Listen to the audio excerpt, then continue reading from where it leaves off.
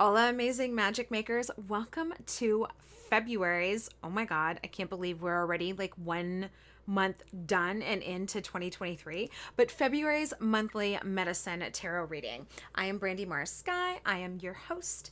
I am also the head witch in charge of Woke Magic. I am an Indigenous witch, a poet, a spiritual and creative mentor. I'm also the channel and the birth mother of Witchflix, which is our online learning hub for all things magic and manifesting. And I'm also the creator of our very own Creativity Coven, where you can be more creative. It's like a creativity little community and coven where we come together and make art. Make art that matters to us and that empowers other people.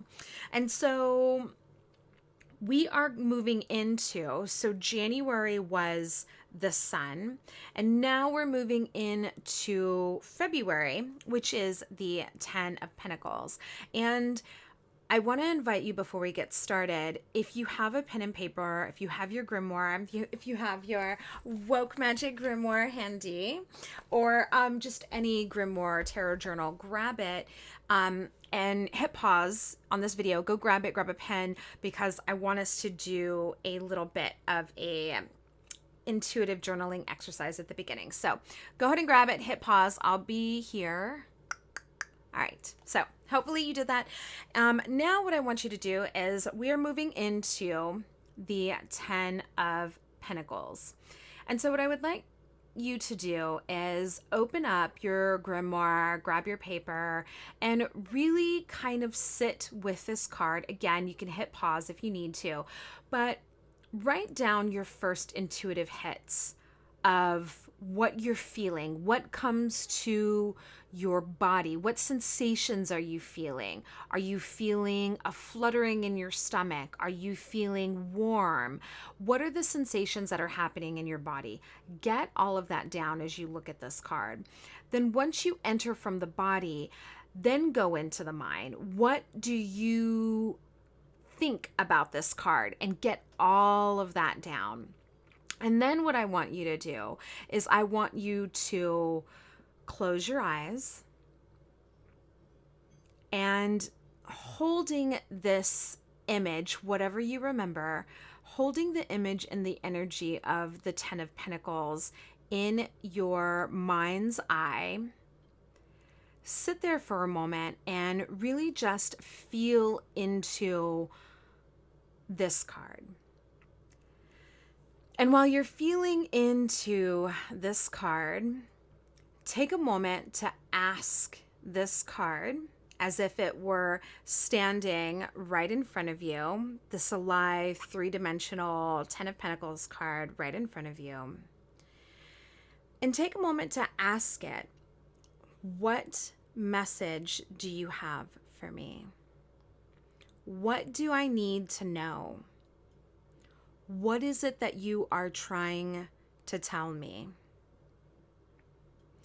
And how can I make the most use of your energy? And then, because we're at a 10, we're at the end of our journey, take a moment and ask the 10 of Pentacles, what do you need from me? Just let that all kind of land and sink in. And then go ahead and hit pause and write down whatever comes to you. I'll be here.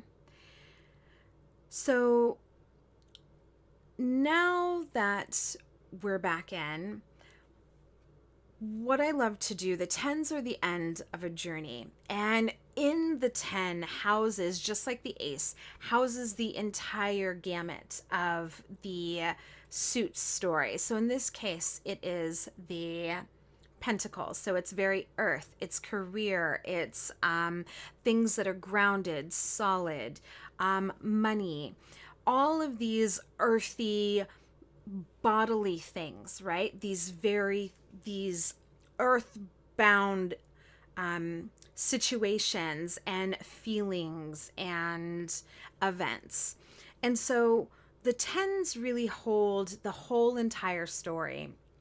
And what I always love to do is when I get to the end of anything, whether it's for the beginning of the month, I love to ask the card, what does it need from me? Because magic and tarot and creativity and life really is about reciprocity. It is an exchange of energy. Nothing is ever really stagnant. And the same is true with these cards that seem to be very like, one dimensional, in a 3D kind of world. These things are holders of archetypes and energies that predate us and predate anything. And so there's always medicine in it for us. And so as we begin February, the question that I really would love for all of us to hold and keep through as we journey throughout the month, and this is a short month, is what do I need to give back to my career, to my money, to the earth, all of these pentacles things, in order to fully experience the richness and the wealth and the prosperity of this card. And I mean all those things in multi-dimensional ways. So I don't mean riches just as in money. I don't mean abundance just as in money, like all the things, health, wellness, happiness. Like, what do we need to give back to fully feel this experience?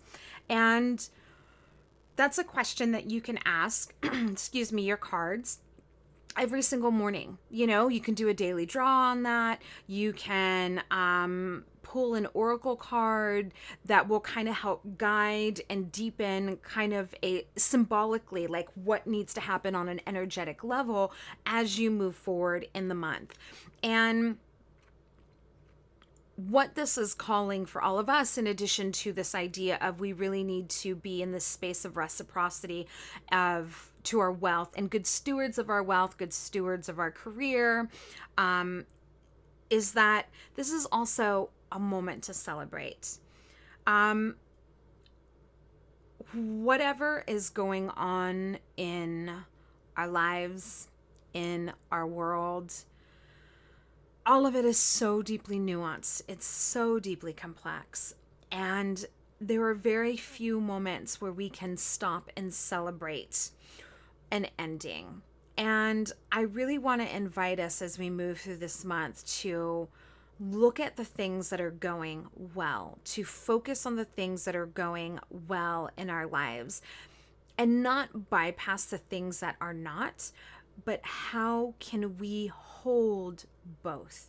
Because I guarantee you, and as you know this, and I don't have, because none of this is ever planned out, as you know, each completion of a cycle comes with both good events. So here's the 3 of Pentacles. We're being apprenticed. We are here. Somebody loves our work. This is a really good omen in our career. So we have this, here's more work. But we also have these moments in the journey. And I'm specifically looking for the 5 of Pentacles.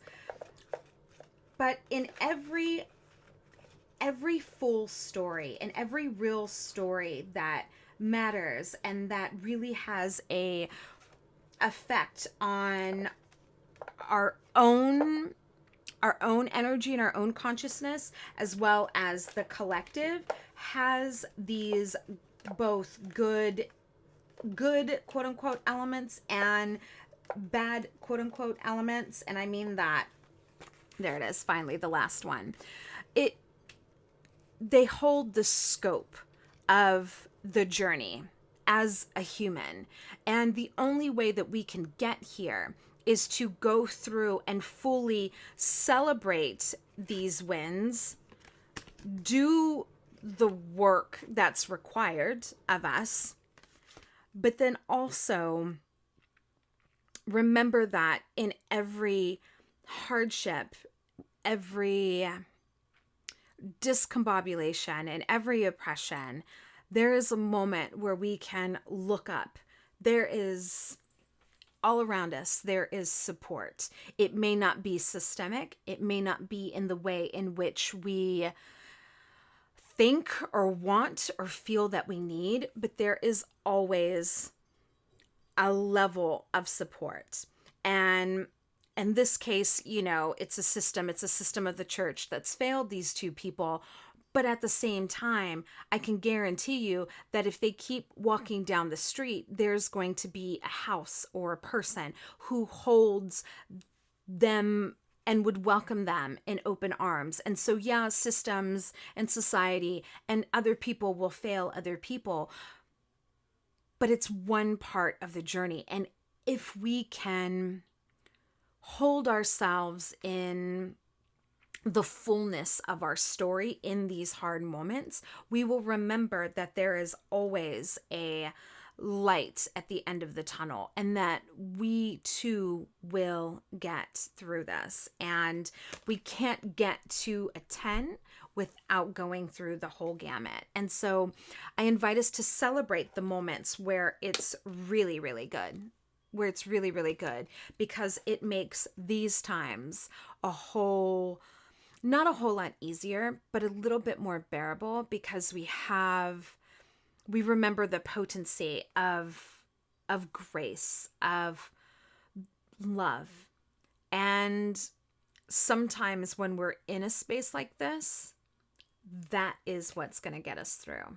And so I really want to invite us, as we move through February, to really pay attention both in our own personal lives, but also in the bigger collective consciousness.